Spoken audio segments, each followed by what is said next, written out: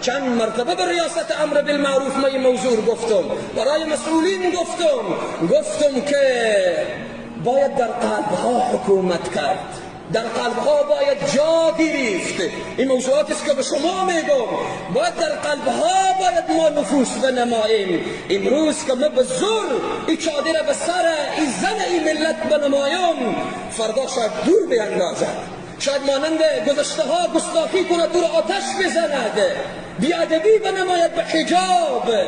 اما اگر به قلبش جا گرفت، ما و تو باشیم یا نباشیم، این مسلمان از حجاب خود را حفظ می کند. این ملت از خود غیرت دارد، شهامت دارد، مردانگی دارد، قهرمانی دارد، دیانت دارد، وجدان دارد، ناموس دارد. متوجه باشید.